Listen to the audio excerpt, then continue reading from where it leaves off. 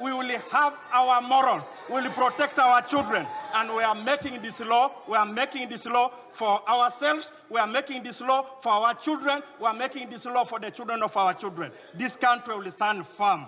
And once it passed, I can tell you, Madam Speaker, we are going to reinforce the law enforcement officers to make sure that homosexuals have no space in Uganda.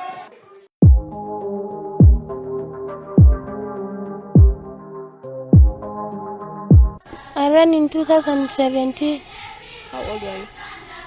That time, I was 12 years. Why did you run away? They gave me out for marriage. Had the man paid cows? He was about to pay 35. I told my parents when I was 9 years old that I want to study.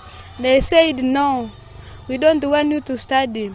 We want you to stay at home so that you provide for us cows when we give you out to get married. Every day, 1,067 teenagers in Uganda get pregnant. This is the end of my life. As parents, teachers, and society keep silent, no government policy, no education, no protection.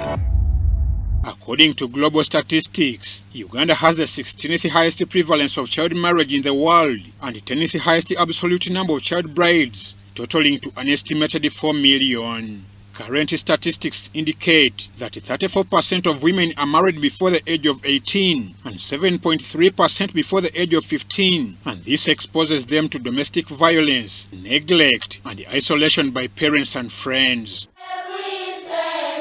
Kalas Girls Primary School is also a gazetted rescue center for girls running away from early marriage, female genital mutilation, and denied education. Of the 744 students, 58 of them are runaways. Some come directly to school and we send them to the police. Some are brought here by police. There are those who run away, for example, if someone has married for 2 days, 2 weeks, like. They are young girls of 12, 13, 14. Emmanuel Linga, the acting district inspector of schools, says in the Pokot culture, conducting a marriage is an expensive affair. The younger the girl, the more cattle paid in bride price. The bride price can even go higher if the girl is uneducated. We give a high bride price for girls, like 45 cows, 50, 35. So the demand for girls is so high in the villages. That's why we have few girls in school. Education of the girl child seems to be taboo. The more we surrender these girls to go to school, the better for their future life. The better for even your life of you, the parents. Even if the girl gets pregnant, don't kill or don't harass. That can be an accident which can be addressed, because this girl, if talked to, can produce the best results for you and for the nation. That's why we request, all the time we request for security. Because at times some men come, they want to jump in to pick those girls. But if I was like someone who moves out, I think they could have harmed me, I know. The school has only one security guard. The administration indicates that whenever they request for police protection, the force requests for 660,000 shillings per month to guard the school. The national primary leaving examinations, but one of them, this girl, whom we will call Anita, just recently returned to school after a long time away. Anita is 15 years old and just 2 months ago delivered her first child. Abamu basindika abatonotono era ne balemererwa ng'omwana era akyali omuto bw'omanyi nti amagumba gaba tegannakula bulungi, abamunafunafu, hormones ziba tezinaba kubeera ready kusitula mwana, kati abeera abamu ne bayisibwa ddala bubi bw'ekityo ekiri. Omwana waafuna olubuto aba akoze ensobi, naye ate ensobi ebbiri tezikola kirungi kimu. Abaana balina embuto temugwamu maanyi. Eno si y'enkomerero y'ensi. Osobola okumala okuzaala omwana oyo n'oddamu n'otambuza obulamu bwo nga bwe bubeera, n'obeera omukazi ow'obuvunaanyizibwa, ekitundu ne kikuganyulwamu. Sister Nantege says the school does not have this kind of money. When we spoke to Apollo Changungu, the district police commander of Amudat, this was his response. But we are guarding the school. Now, who demanded for money? I'm the one taking these abducted girls there. I want you and the sister to put me on conference, then she tells me how we demanded for money. For security reasons, the runaway girls do not go back home for holidays. Sister Nantege is now lobbying for more security for the school. Now I'm lobbying to see if we can have a permanent fence. These men it may be very hard for them to follow them up than seeing them around through the fence. Gender surgery, as you talk about. We have children going to drag bars, putting dollar bills in the thongs or lingerie of grown men dancing and twerking provocatively in front of children. This is absolutely wrong. And this is the sexualization of our children that I will always stand up against. I will not apologize for standing up against this. What an adult chooses to do in their life, that's fine. Just leave our children out of it. Back in 2004, Lauren Boebert's husband, Jason Boebert, was arrested for indecent exposure because he decided to reveal his penis to waitresses at a restaurant. He was trying to show off a tattoo that he apparently has on his penis. And turned out one of the waitresses was 17. Right now, Jeff Miller is facing 3 counts of child molesting. It's all detailed in this 14-page report from the lead detective on the case. In that report, they say investigators started looking at this and that the case started over a period of a few weeks. Miller inappropriately touched multiple children that were at his house to play with his son. Now, the court documents detail multiple conversations with children who frequented the home. Police say Miller used body massaging tools inappropriately on those children while they were over watching television, and it made them feel uncomfortable, according to the police report. Now, when questioned by police, Miller said he didn't realize he had done anything wrong. The Democrats are the party of pedophiles. The Democrats are the party of princess predators from Disney. The Democrats are the party of teachers, elementary school teachers trying to transition their elementary school age children and convince them they're a different gender. This is the party of their identity, and their identity is the most disgusting, evil, horrible things happening in our country. And that's why we have to say it. Critical race theory had a good run as the GOP's favourite attack line on the left, but it seems that groomer has become the right new buzzword of choice. Of course, child sexual abuse is a real problem. An estimated 1 in 10 children will be the victim of sexual abuse before they turn 18, which is shocking, and which makes it even more disgusting that Republicans have turned the issue of child abuse into a cheap political football, that they're kicking around for their own gain. Actual vulnerable kids be damned. Ron DeSantis' own then press secretary cartoonishly claimed back in March that, quote, if you're against the anti-grooming bill, you are probably a groomer, or at least you don't denounce the grooming of 4 to 8-year-old children. Silence is complicity. This is how it works, Democrats, and I didn't make the rules. That so-called anti-grooming bill that Christina Pushaw was talking about, you probably know it better as Florida's Don't Say Gay law, the law that fuels the long-held fallacy that sexual orientation and sexual abuse are somehow linked, that gay people are grooming children, all of those horrible slurs and smears that have made a comeback, all part of the Republicans' pretend crusade against grooming and against child sex abuse. But you know what they say, every accusation is an admission. Take Patricia Kent, a Utah woman who founded a right-wing political group that has attacked drag shows and who herself has claimed that drag queens were, quote, grooming our children for immoral satanic worship. Turns out she's the same woman who had her teaching certificate revoked 25 years ago by the Utah State Board of Education for unprofessional conduct, including inappropriate relationships with students that were, quote, too familiar. Kent has denied those allegations. And then, of course, there's conservative firebrand Jim Jordan. The GOP can't seem to attend a hearing without putting him front and center. Before he was a congressman, Jim Jordan used to do all of his yelling as former assistant wrestling coach at the Ohio State University, where 8 former student wrestlers have accused him of ignoring sexual abuse allegations about a team doctor back in the 1990s. Jordan denies any wrongdoing. There's also Roy Moore. How can we forget him? The 2017 Republican candidate for a U.S. Senate seat in Alabama, endorsed by Trump and by the RNC, who was accused of sexual misconduct or impropriety by 8 women that occurred when some of them were still girls as young as 14 and 16. Roy Moore denied any wrongdoing. Some Republicans have even been arrested. Republican strategist and donor Tony Lazzaro was arrested last summer for underage sex trafficking.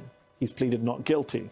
2 GOP candidates who ran in the midterm elections only weeks ago were arrested on sex crime charges. One is South Dakota State Senate candidate Joel Koskan, who is facing felony child abuse charges involving a family member. Koskan denies having intercourse with the victim. And the other is Arizona College Board candidate Randy Kaufman. He's been charged with public sexual indecency for an alleged act outside of a preschool.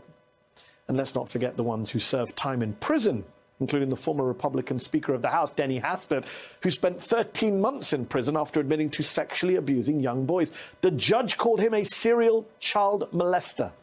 The former GOP House Speaker. How can we never hear his name? And earlier this year, an ex-GOP staffer who helped design social media ads for Donald Trump's re-election campaign was sentenced to 12.5 years in prison for trading in child pornography. The topic of child marriage has been making headlines here in the United States. No, not in the Middle East, here in the United States.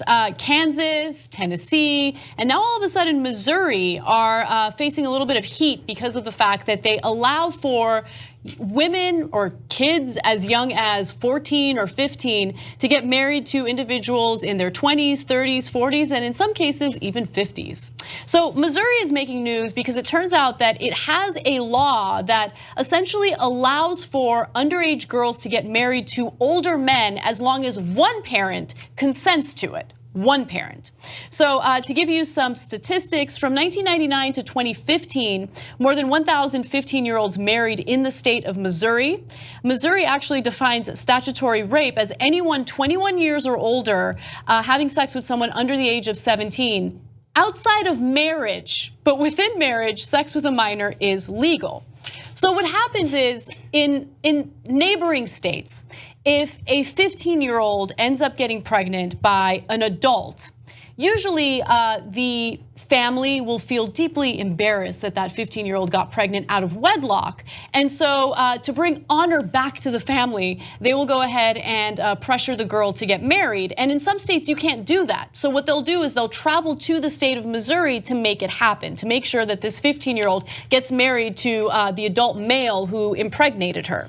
A pilgrimage of a sort. I guess Missouri is their mecca for child marriage. A grown man dressed up like a woman should not be rubbing his crotch in front of a little child.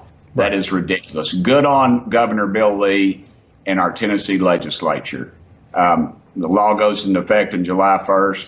And you know, dadgummit, we don't put up with that crap in Tennessee, and we shouldn't. And the rest of the country should follow suit. This is wrong, as wrong as it can be. And we've let these bunch of radicals push the envelope. You know, I have friends of mine that are homosexual, and they tell me that, and they tell me the same thing. They say kids shouldn't be exposed to this. Right. This is a radical fringe that we're allowing to declare normalcy. This is wrong as.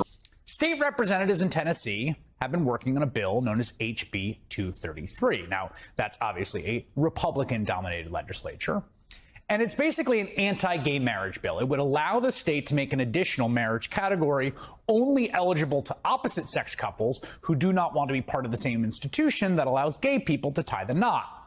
Now, that's bigoted and bad on its own right, and it's an indication, and this should be very clear, of just how much right-wing forces right now are gathering themselves and champing at the bit to roll back marriage equality. That is coming.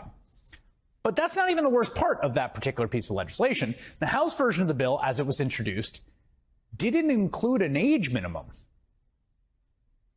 Yeah, it means it could pave the way to legalize child marriage, like child brides.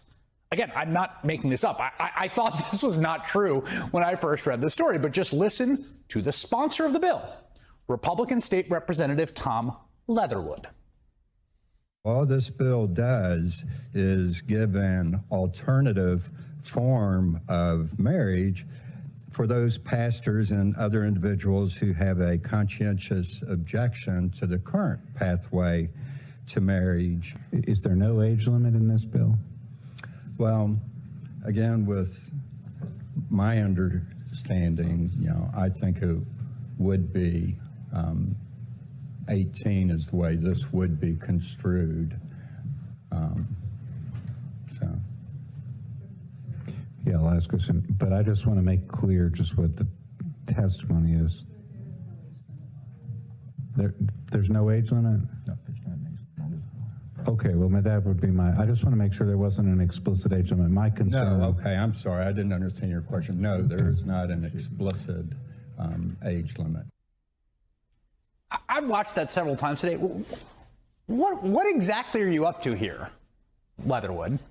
Like, there's an explicit age limit in the law at the time, as the other representative notes, but there's no explicit age limit here. Now, the other man you heard talking there is Democrat Mike Stewart. He called the bill, quote, a get-out-of-jail-free card for people who are basically committing statutory rape. Again, sounds bad to me. Everyone, at just 15 years old, she was impregnated by her youth pastor in Alabama. Also, why? What? Again, just to be clear, this is not an abstract concern. There are people out there with fringe religious beliefs who might take advantage of such a loophole in the law. For example, there's the story, somewhat infamous, of Warren Jeffs, a religious fanatic, president of the Fundamentalist Church of Jesus Christ of Latter-day Saints, not to be confused with the regular Mormon Church. He's a polygamist accused of having 78 wives, dozens of whom were underage. Back in 2007, Jeffs was convicted on charges of facilitating the marriage of a 14-year-old to her 19-year-old cousin. Again, that sounds disgusting and wrong to me. Now, that alone is pretty horrifying, but wouldn't you know it, Tucker Carlson, one of the most vocal champions of the Democrats are soft on child abuse spears, didn't see it that way, didn't think it was a big deal. In fact, back in 2009, he went out of his way to defend Jeffs. Well, actually, he's not in prison for that. Warren Jeffs didn't marry underage girls. No, he's in prison for facilitation of child rape. Whatever the hell that means. That means he's in prison because he's weird and unpopular, and he has a different lifestyle that other people find creepy. No, he's an accessory to the rape of children. That is a felony, and a serious one at that. What do you mean an accessory? He's got some weird religious cult where he thinks it's okay to, marry underage girls, but he didn't do it. Why wouldn't the guy who actually did it, who had sex with an underage girl, he should be the one who's doing life? The rapist in this case has made a lifelong commitment to live and take care of the person. So it is a little different. I mean, let's just be honest about it. Well, I met him about when I was like 13, 14. They lived next door to me and hung out with his family and his friend or his sisters, and I don't know, we just kind of started becoming friends, and I got attached to him. I had probably a little crush, you know what I'm saying? And he couldn't never keep a girlfriend because they didn't like me being around them. So one thing after another, after a few years, we just kind of ended up together. I got pregnant underage, and that was kind of what had us go ahead and get married so I wouldn't send him to jail. 3 precious little kids lost their lives, and I believe 3 adults, and the shooter, of course, lost their life too. So it's a horrible, horrible situation, and we're not going to fix it. Criminals are going to be criminals, and my daddy fought in the Second World War, fought in the Pacific, fought the Japanese, and he told me, he said, buddy, he said, if somebody wants to take you out and doesn't mind losing their life, there's not a whole heck of a lot you can do about it.